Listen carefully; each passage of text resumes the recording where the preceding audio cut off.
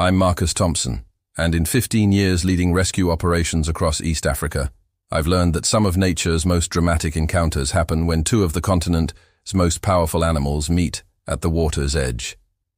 But there was one morning at Lake Nakuru when we witnessed a confrontation that required immediate intervention to prevent a tragedy that would have devastated both a rhino family and our conservation efforts. If you've ever watched a situation escalate beyond natural boundaries and knew that intervention was the only way to prevent unnecessary tragedy, you'll understand this story.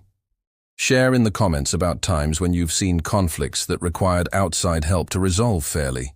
These moments teach us about balance and responsibility. This happened 7 months ago during a routine rhino family monitoring expedition near the lake's northern shore. What started as behavioral observation became an emergency intervention involving two of Africa's most formidable animals in a confrontation that pushed our rescue capabilities to their absolute limits. This is case file number 219, and I'm sharing this story because sometimes protecting wildlife means understanding that even the most powerful animals can find themselves in situations requiring human assistance to ensure survival and ecological balance. Subscribe if you want more stories about managing conflicts between Africa's most powerful animals. The moments when conservation work means facilitating coexistence between species that nature occasionally puts in impossible situations. The emergency developed during our early morning rhino family documentation near the lake's main watering points. Dr. Sarah Muthui, our rhino behavior specialist, was tracking a mother-calf pair when she observed what appeared to be an escalating territorial encounter. Marcus, we have a critical situation developing at the primary watering area. Kessie, a mother rhino with a 6-month-old calf, has encountered what appears to be the largest Nile crocodile I've ever documented in this lake system. The complexity is that Kessie became trapped in soft mud while accessing water, and this massive crocodile, easily over 6 meters long, has identified her vulnerability and begun what looks like predatory behavior toward both mother and calf. Rhino-crocodile encounters are extremely rare, but when they occur at water sources, the size and power of both animals can create situations that escalate beyond normal predator-prey dynamics into prolonged, dangerous confrontations. Dr. Muthui, what's the current status of the rhino family? Mother is partially trapped in shoreline mud. Calf is on solid ground but distressed by her mother's situation. The crocodile has been circling for 30 minutes, showing increasing interest in both animals. I assembled our most experienced large animal team immediately. Sarah, our veterinarian, would assess both rhino condition and crocodile behavior, while Mike's specialized equipment would be crucial for managing two massive, powerful animals simultaneously. This operation involves two species that are individually among Africa's most dangerous animals, I explained to the team during our emergency response. We're entering a situation where tons of muscle and protective instincts are focused on a territorial dispute that could end badly for everyone involved. Sarah was reviewing rhino stress physiology and crocodile territorial behavior during our rapid deployment. Marcus, the key is understanding that neither animal is acting aggressively by choice. This is a resource conflict created by environmental circumstances. Mike was preparing equipment for both aquatic intervention and terrestrial extraction. Boss, I've got flotation barriers for crocodile management and winch systems for rhino extraction. The challenge will be managing both species simultaneously without escalating the conflict. When we reached the lakeshore, the scene was more intense than any of us had anticipated. Kessie, a magnificent mother rhino weighing approximately 1,500 kilograms, was indeed trapped chest-deep in thick shoreline mud, with her calf pacing anxiously on solid ground nearby.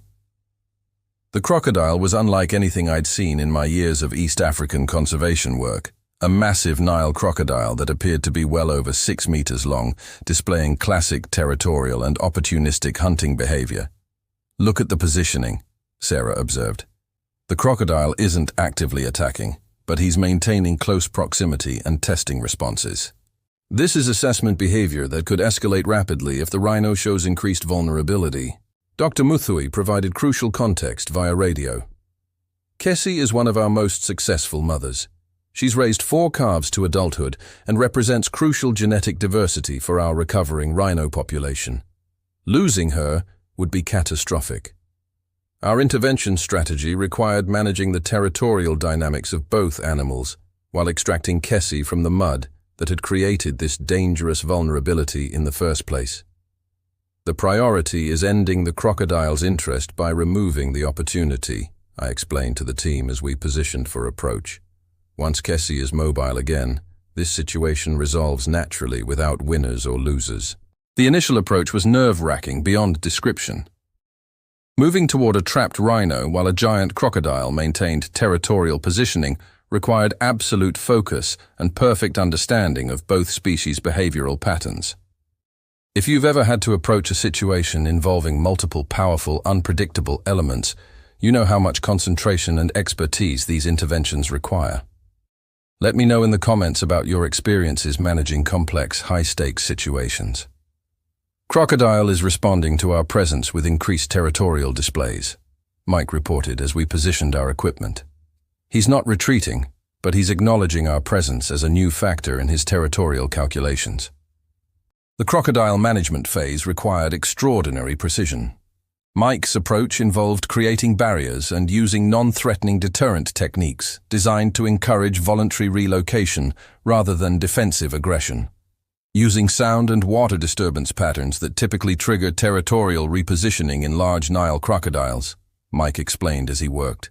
The goal is encouraging him to claim different territory rather than defending this position.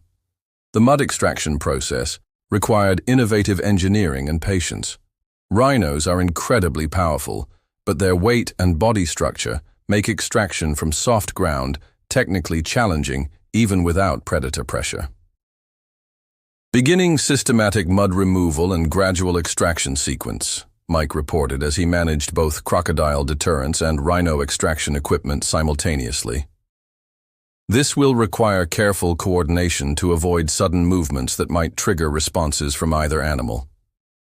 The breakthrough came when Kessie's front legs gained purchase on solid ground, and she began actively participating in her own extraction. Her renewed energy and mobility immediately changed the entire dynamic. Mother Rhino is regaining mobility and confidence, Sarah announced, as Kessie's natural strength and determination returned. Her improved positioning is changing how both the crocodile and her calf are responding to the situation. As Kessie regained her footing and natural defensive capabilities, the crocodile's behavior shifted from opportunistic interest to normal territorial caution. The giant reptile recognized that his temporary advantage had disappeared. Crocodile is beginning natural disengagement, Mike observed, as the massive predator slowly moved to deeper water. He's returning to normal lake territorial patterns rather than maintaining focus on the rhino family.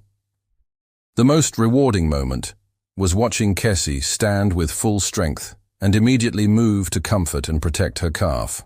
Her natural maternal instincts and protective capabilities were fully restored.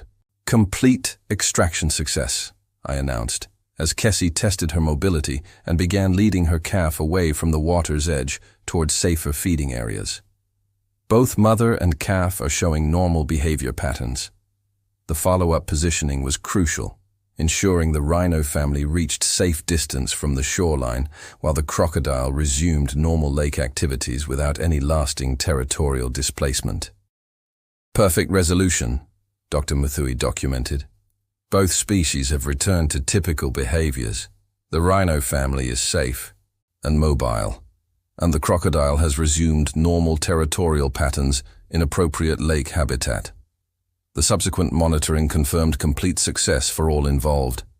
Kessie showed no lasting effects from her mud entrapment, her calf continued normal development, and the giant crocodile remained a healthy part of the lake's aquatic ecosystem.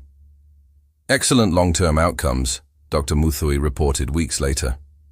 Kessie has returned to normal maternal behaviors, the calf is thriving, and both animals have learned to avoid this particular watering area during soft mud conditions. Case file Re 219 taught me that effective conservation sometimes means managing conflicts between powerful species by removing environmental factors that create unnatural confrontations. I now approach water-edge emergencies involving large animals with enhanced understanding of territorial dynamics and environmental factors that can create dangerous situations requiring human intervention. Sarah has developed protocols for managing multi-species emergencies that account for the behavioral patterns of both terrestrial and aquatic megafauna during resource conflicts. This case reinforced the importance of having equipment and expertise ready for situations involving multiple large, powerful animals whose natural behaviors can create dangerous scenarios. But here's what really validated our approach. Watching Casey continue thriving as one of our most successful mothers, successfully protecting and raising her calf while contributing to rhino population recovery. 4 months later, both Casey and the giant crocodile were flourishing in their respective ecological roles. Our intervention had resolved a temporary resource conflict while preserving the natural relationships that keep lake ecosystems balanced. Case file Na-219 influenced every subsequent large animal conflict we've managed, including the multi-species protocols that proved crucial in other water-edge emergencies and the equipment innovations that make these complex interventions safer. This case also taught me that some of the most challenging rescues involve not choosing between animals, but finding solutions that allow powerful species to coexist without unnecessary conflict or tragedy. Subscribe if you want more stories about managing conflicts between Africa's most powerful animals, the moments when conservation work means understanding complex territorial dynamics and environmental factors that can create dangerous situations. If you want me to share more stories about large animal conflict resolution, especially cases where environmental factors created unnatural confrontations requiring intervention, or the amazing examples of coexistence that result from thoughtful wildlife management, let me know which powerful animal story you'd like to explore next. These stories prove that wildlife conservation requires not just respect for individual animals, but deep understanding of the environmental and territorial factors that can create conflicts requiring human wisdom to resolve fairly. Which powerful animal conflict story should I share next? Your comments help me choose which cases will be most educational for understanding how thoughtful intervention can benefit multiple species while maintaining natural ecosystem balance.